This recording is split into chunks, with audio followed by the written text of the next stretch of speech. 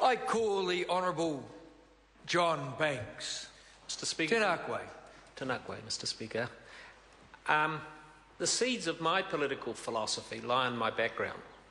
And I'm not sure how much the previous member knows about child poverty. I know a lot about child poverty.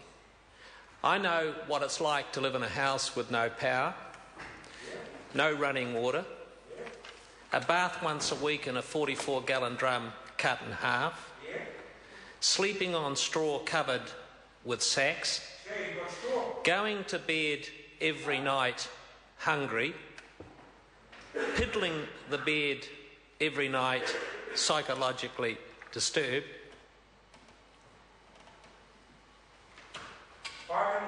being thrashed every morning for piddling the bed every night, going to school every day in an ex-army uniform with no shoes, spending all day every day out of the classroom stealing other kids' lunches, and going home to bread and milk at best at night, cooked over an open fire with sugar on top, and if I'm very lucky, taking Weet-Bix covered in dripping to school each day, and living in a very dark hole.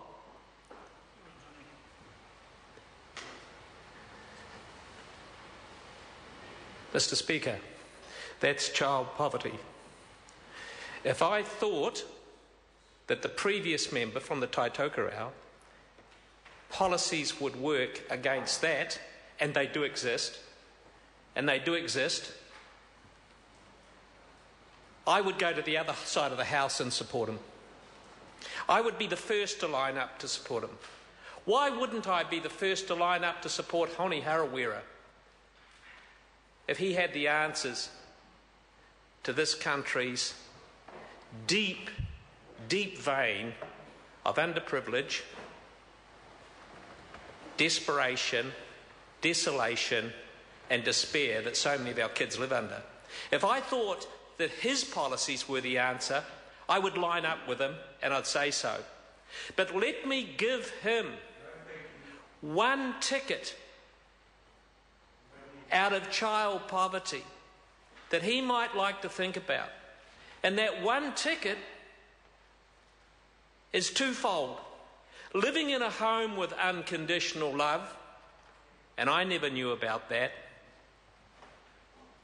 and a world-class education, and I did get that, and a world-class education. If every one of his people lived in a home with unconditional love and access to a world-class education, then in a generation we would get rid of the deep vein of social deprivation and child poverty in this country. That is the ticket. That is the only ticket. Not welfare, not big governments, not more borrowing, not more handouts, but installing on people that having children is a God-given right but an awesome responsibility, and love goes a long, long way. And a world-class education is a ticket to the future to so many of these people that the previous member talks about and represents to the best of his ability in this House, but is misguided. In a couple of weeks we're going to open the first, and they call it charter school, in Northland. I don't mind whether they call it charter school or whether they call them partnership schools. But this is what I can tell you, Mr. Speaker. For the last 4 years, the first partnership school in Whangarei will open in 2 weeks' time. And for the last 4 years, they've taken 40 Maori boys and girls from the poorest families in the whole of the Taitokerau. And they've boarded them in Whangarei, and they've given them an opportunity to go to the best state schools in Whangarei, mostly Whangarei Boys High School, and after school they're tutored. And they get in that collective home, unconditional love every day of the week and tutoring every night of the week. They feel a sense of purpose and direction, and those young people sit in CEA level 1 with 100% pass rate. I say to the Minister of Finance, 100% pass rate in that partnership school in Whangarei for the last 4 years. 100% pass rate in NCA Level 1 in Whangarei with Maori boys that come from places that he represents and knows nothing about, and has a doctrine he peddles in this house that is bankrupt. More borrowing, more welfare, less responsibility. And he does it because he thinks there's votes in it. There's no votes in representing people that have no hope. And that member won't get up on his hind legs and say to this House, I'm going to support the partnership school that has served my mokapuna in Tai Tokerau for so long. That member and the Labour Party have promised to close down that school that gets a 100% pass rate in NCA Level 1. That is the ticket out of deprivation. That is the only way, the one-way street, the only way out of poverty in this country. It will take a generation, but this is what this government's working on. They stand for bringing those people up. It's like high tides rising all boats. Lift the standards at the bottom and the high tide will rise and raise more boats, all boats. And we've tried throwing money, we've tried borrowing money, we've tried big welfare, and what we do know is any government big enough to give you everything you want is a government big enough to take from the hard workers everything they have. And so if we want to deal with the deep vein of social deprivation, and I do, because I know what it's like, and it's a dark place, Mr. Speaker, a very dark place, then we have to deal with the fundamentals of human behaviour.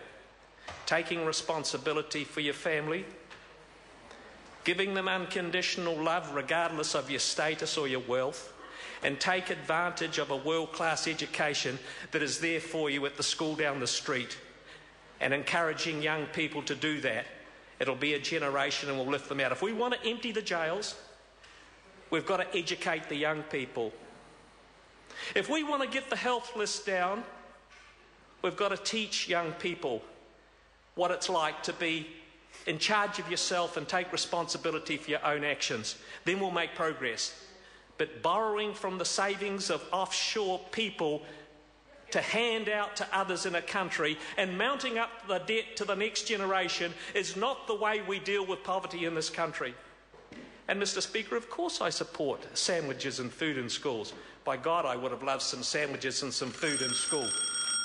But that is not the answer. The answer is getting the fundamentals of the New Zealand economy so that we're internationally competitive, and I pay tribute to Bill English, who I've worked with closely these last 2 years, who has done a remarkable job of turning this economy around. I give praise to the Prime Minister and the Cabinet and the National Party caucus, my coalition partners, for taking tough decisions. But the answer to child poverty, I say to the parliamentary opposition, is not about taking others' money and throwing at a problem because we've tried that and it's failed. The answer is education. The answer is giving everybody the opportunity of the dignity of work, and you can only have a job if you're educated. And you can only get educated if you go to school. And you can only go to school if you come from a home that loves you. And the corollary to that is a dark place, Mr. Speaker. And I know about living in dark places. And so if we want to deal with the fundamental issues of about 20% of this country's young people coming from dysfunctional homes and families, we have to deal with the causes, not with the political side effects for the purposes of getting a few votes.